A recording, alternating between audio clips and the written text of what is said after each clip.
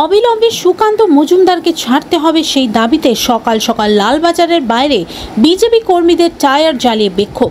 সকাল 7টায় লালবাজার থেকে বেরোনোর সম্ভাবনা রয়েছে বিজেপি রাজ্য সভাপতি সুকান্ত মজুমদার সহ বিজেপি কর্মীদের। তার মধ্যে আমাদের রাজ্যের জেনারেল সেক্রেটারি জগন্নাথ চট্টোপাধ্যায়, আমাদের দুই জেলা উত্তর জেলার সভাপতি, উত্তর কলকাতার সভাপতি অনন্য ঘোষ, দক্ষিণ কলকাতার সভাপতি অনুপম ভট্টাচার্য সহ 32 জন কার্যকর্তা আমরা জামিন নেব না আন্দোলন অর্থাৎ জামিন প্রত্যাখ্যান আন্দোলন এই শুরু করলাম।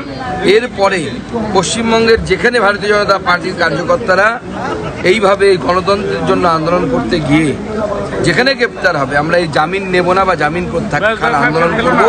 আমরা দেখতে চাই যে পুলিশের বেশি ক্ষমতা না বিজেপি কার্যকর্তাদের ক্ষমতা, কত জেল আছে আমরা পশ্চিমবঙ্গ পুলিশের সেটা দেখতে চাই। রাজ্যের একজন বিধায়ক তিনি বলছেন যে মহিলাটা ওখানে না যেতেই পারতো, এক্ষেত্রে তারও দোষ এড়ানো যায় না। দেখুন, আমি আগে গোটা বিষয়টি বলিনি। গোটা রাত আমরা বসেছিলাম, আমাদের পুলিশের ছুঁচো গেলার মতো অবস্থা। প্রথমে আমাদেরকে বলা হয় যে সই করে জামিন নিন, আমরা প্রত্যাখ্যান করি। পুলিশ তারপরে বলে যে আপনারা সই না করতে হবে না, আপনারা চলে যান। অর্থাৎ আমাদেরকে কেন নিয়ে আসা হয়েছে কোনো তথ্য পুলিশ আমাদেরকে জানায়নি, তাদের কাছে নেও।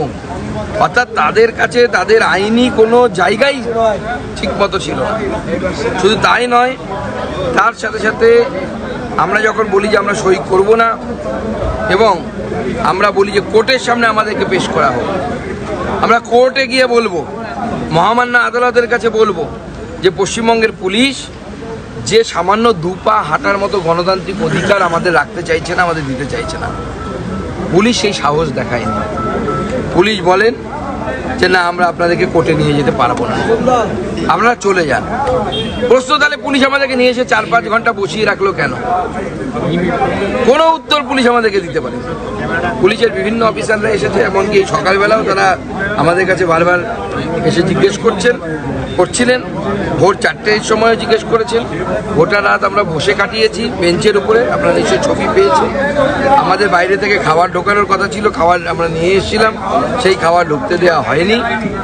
জলের পর্যাপ্ত ব্যবস্থা ছিল না। ওষুধের জন্য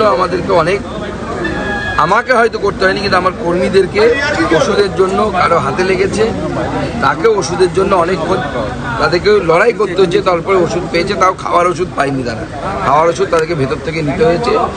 এইরকম পরিস্থিতি, এখানে একটি অগণতান্ত্রিক পরিবেশ এখানে অবস্থান করছে। কিন্তু মা বোনেদের উপর যে ধরনের অত্যাচার হচ্ছে, কসবার ঘটনা শুধু বিচ্ছিন্ন ঘটনা নয়, একের পর এক মহিলাদের উপর অত্যাচার সন্দেশখালী থেকে শুরু করে সব জায়গায় হচ্ছে। এবং তারপরে 8 মাসের ব্যবধানে 2টি শিক্ষা প্রতিষ্ঠানের মধ্যে ভেতরে এই ধরনের রেপ, এবং একটিতে মার্ডার আর একটিতে রেপ বা গণধর্ষণের মতো ঘটনা ঘটল। কোথায় প্রশাসন? এরপরে একজন মুখ্যমন্ত্রী মুখ দেখাতে পারেন, তিনি সামনে আসতে পারেন এবং দাবি করতে পারেন আমরা এগিয়ে বাংলা মডেল চালাচ্ছি। এটা এগিয়ে বাংলা মডেল? তার লজ্জা করে না মুখ্যমন্ত্রী যে তার মতো মহিলা মুখ্যমন্ত্রী হওয়া সত্ত্বেও তার দলের পদ নিয়ে, তার দলের নেতাদের সাথে ছবি তুলে এই ছেলেটি বা এই ছেলেগুলো 3 জন যাদের নাম এসছে, তারা এই ধরনের পাশবিক অত্যাচার চালিয়েছে। এবং যারা এই ধরনের পাশবিক অত্যাচার চালাতে পারে, মনস্তাত্ত্বিক এক্সপার্টরা বলবে আপনাদেরকে এটা তাদের প্রথম কাজ নয়। এরকম বহু মেয়ে শারীরিক শোষণ এরা করেছে, এবং সেই সমস্ত মেয়েরা হয়তো চক্ষু লজ্জার ভয়ে বা লোকলজ্জার ভয়ে বিষয়টি সামনে আনার মতো সাহস পায়। প্রত্যেকটি জেলায় জেলায় এই ধরনের কলেজের দাদাগিরি চলছে, ইলেকশন হয় না। আর সব থেকে অবাক লাগছে যে ছেলেটি সে বলেছিল যে পদ পেতে গেলে কম্প্রোমাইজ করতে হবে, তার কথা, তার প্রতি লয়াল থাকতে হবে।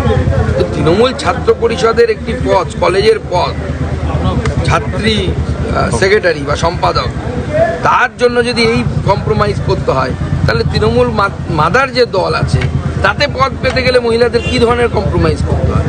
এই প্রশ্নটা তো সবার আগে উঠে যাচ্ছে।